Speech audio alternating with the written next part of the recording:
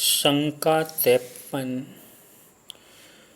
अभी अभी एक पोस्ट ऐसी फिर रही है कि जिसके अंदर 5 प्रकार के चैत्य बताने में आए हैं। उसमें पहला प्रकार ऐसा है कि घर के मुख्य दरवाजे पर जो बार शाख होती है, यानी कि दरवाजे के ऊपर, वो भाग को बार शाख कहते हैं। वहाँ पर भगवान की मूर्ति पधरानी चाहिए। बाकी भी घर देरासर वगैरह जैसे भेदों बताए हैं, तो तुम तो ये सब चीज़ की मना कर रहे हो और ये तो शास्त्र पाठ के साथ बात की है, तो क्या समझना हमें। समाधान 53।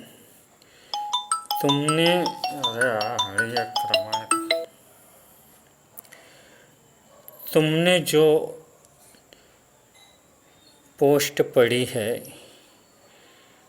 ऐसा शास्त्र पाठ है, मगर एक ख्याल रखो कि वो शास्त्र पाठ का जो हार्द है वो हार्द समझने का जरूरी है। वो बात हम बाद में करते हैं। पहले तो ये बात हमें समझनी है कि ये जो 5 प्रकार के चैत्य बताए गए हैं, उसमें कहीं पर भी ऐसा है कि घर में तुम्हें 18 पैसे वाले भगवान को पधराना चाहिए या तो मंगल मूर्ति भगवान की घर में रखनी चाहिए, भगवान की फ़ोटो रखनी चाहिए, ऐसा कुछ है नहीं है ना। तो फिर वो भी हमने मना ही किया है कि घर में ऐसा कुछ भी नहीं पधराना चाहिए।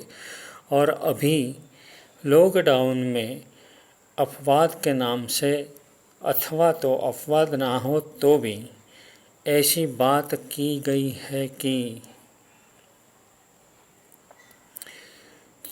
तुम्हारे घर में जो भी भगवान हो, वो सभी भगवान की अच्छे से अष्ट प्रकारी पूजा कर सकते हो, चाहे वो मंगल मूर्ति हो या 18 अभिषेक वाले भगवान हो।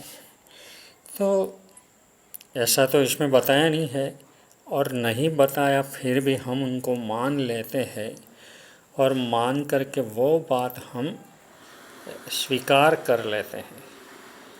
अब देखिए कि वो बात जो मानने जैसी नहीं है वो हम मानने को तैयार है, और जो मानने जैसी बात है वो हम मानते नहीं हैं। यानी कि 18 अभिषेक वाले कोई भी भगवान वगैरह हम या तो मंगल मूर्ति हमारे घर में नहीं ही पधरा सकते। वो पधराने का है ही नहीं। घर देरासर होना चाहिए, मगर वहाँ पर अंजन किया हुआ भगवान ही पधराया गया हो, ऐसा ही घर देरासर होना चाहिए। अब एक बात कि जिस तरह तुमने मुझे प्रश्न पूछा, इस तरह से ये लॉकडाउन में जो पोस्ट निकली थी, वो पोस्ट वाले को भी तुम्हें ये प्रश्न पूछना चाहिए कि ये जो तुमने पाठ दिया है, वो पाठ में तो ऐसी कोई 18 अभिषेक वाली या तो मंगल मूर्ति वगैरह रखने की बात है ही नहीं। फिर हम हमारे घर में रखेंगे कैसे। और कई जगह पर तो जानबूझकर 18 अभिषेक कराई हुई प्रतिमाओं घर घर पे दी गई है। वो कैसे दे जाते हैं और लेने वाले लेते भी कैसे हैं। अच्छा, अब ये बार शाख की बात हम करें तो पोस्ट में लिखा है कि बार शाख में पार्श्वनाथ भगवान की मंगल मूर्ति पधराने की ऐसा शब्द हो, तो हमें देखना है कि उसके पास ऐसा शब्द हो कि पार्श्वनाथ भगवान की पधरानी चाहिए। हाँ, बार शाख में मूर्ति होनी चाहिए ऐसा बताया है, मगर आज के समय में बार शाख में भी मूर्ति नहीं ही रखनी है, क्योंकि जैनों के कई कुटुंबों के अंदर अंतराय का पालन नहीं होता है। एक बात। दूसरी बात, हम घर से आएंगे, घर में जाएंगे, घर से बाहर निकलेंगे, उस वक्त हमारे पैर में चप्पल होंगे। वो चप्पल पहनकर हम भगवान की दृष्टि के सामने से पसार होते हैं, तो भगवान का अबहुमान अवमूल्यन होता है, वो आशातना होती है।